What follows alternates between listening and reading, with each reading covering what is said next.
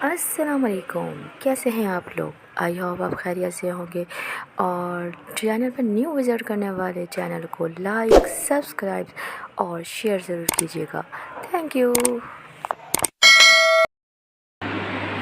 अच्छा, ये देखिए, प्रेजेंट डेफिनेट में जब जुमलों को नेगेटिव बनाया जाता है यानी कि इनकारिया, इंट्रोगेटिव यानी कि सवालिया में जब तब्दील किया जाता है तो इसके अंदर एक हेल्पिंग वर्ब छुपा हुआ होता है। जब जब हम इनको नेगेटिव बनाते हैं या इंट्रोगेटिव बनाते हैं तो ये हेल्पिंग वर्ब जो है छुपा हुआ होता है सेंटेंस के अंदर, वो निकल कर बाहर आ जाता है, जिसको हम डू या डस का इस्तेमाल करते हैं। जब जुमले को जब नेगेटिव बनाया जाता है तो ये हेल्पिंग वर्ब के साथ नॉट का इजाफा करते हैं, यानी कि जो डू है उसके साथ नॉट लगेगा या डज लग रहा है तब भी नॉट लगेगा। ठीक है। जब जुमला हम इंट्रोगेटिव यानी कि सवालिया में बनाते हैं तो ये हेल्पिंग वर्ब जुमले से बाहर निकल आता है और जुमले के आखिर में क्वेश्चन मार्क का इस्तेमाल करते हैं। जैसे कि हमारे पास एक जुमला था, आई स्लिप इन द आफ्टरनून, मैं दोपहर में सोती हूँ। ये सिंपल जुमला है, मैं दोपहर में सोती हूँ। आई स्लिप इन द आफ्टरनून, ये जुमला सिंपल है कि मैं दोपहर में सोती हूँ। ठीक है। इसको मैंने सवालिया बनाया, क्या मैं दोपहर में सोती हूँ? तो डू जो है ना, देखिए यहाँ पर ये जुमले में हेल्पिंग वर्ब नज़र नहीं आ रहा। ठीक है।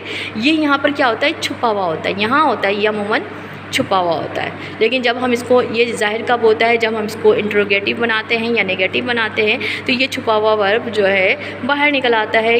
देखें, जैसे यहाँ पर हमारे आई के साथ हम डू का इस्तेमाल करेंगे। ठीक है। यू के साथ हम डू का इस्तेमाल करेंगे, लेकिन थर्ड पर्सन सिंगुलर के साथ हम डस का इस्तेमाल करेंगे और इसका जो वर्ब है उसका जुमला जब यहाँ पर जब थर्ड पर्सन सिंगुलर के वर्ब में एस का इजाफा करते हैं या एस या एस का इजाफा करते हैं, जब यही हेल्पिंग वर्ब हमारा डस आता है तो ये जो वर्ब है, वर्ब का एस ई एस हम डस में लगा देते हैं और वर्ब से यहाँ से एस को निकाल देते हैं। जैसे कि माई टीचर, मेरी टीचर बहुत अच्छा पढ़ाती हैं। डस माई, अब क्या मेरी टीचर बहुत अच्छा पढ़ाती हैं, ये क्वेश्चन मार्क है, तो हमने डस को यहाँ पर थर्ड पर्सन सिंगुलर के साथ हमने डस लगाया।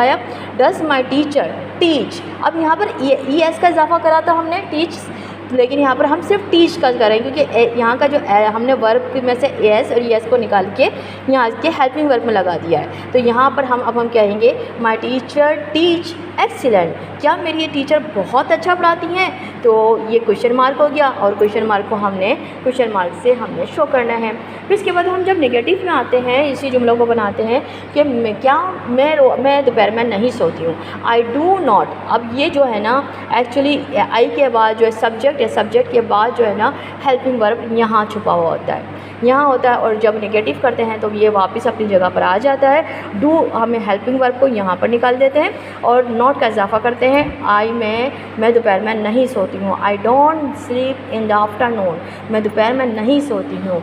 और तुम हमारे घर रोज़ नहीं आते हो, you don't come my house daily, तुम हमारे घर रोज़ नहीं आते हो। यहाँ पर भी हम डस का इस्तेमाल नहीं करें क्योंकि आई और यू जो है वो फर्स्ट और सेकंड पर्सन सिंगुलर है। अब ये आ जाता है टीचर, टीचर की बात होती है तो वो थर्ड पर्सन सिंगुलर है, तीसरी बंदे की बात हो रही है, माई टीचर डज।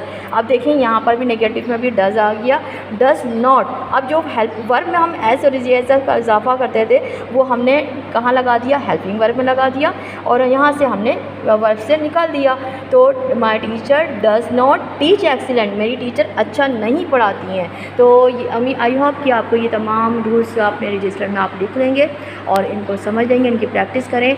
इसी तरीके से मज़ीद जुमले बनाएं और ख़ुद से बनाएं और प्रैक्टिस करें। इंशाअल्लाह ताला आपको तब ज़्यादा बेहतर समझ आएगा जब आप इन रूल्स को आप रजिस्टर में लिखेंगे, इनको फॉलो करेंगे, इनको याद करेंगे, याद करते हुए जुमलों को बनाएंगे तो आपकी गलती के चांस ख़त्म हो जाएंगे।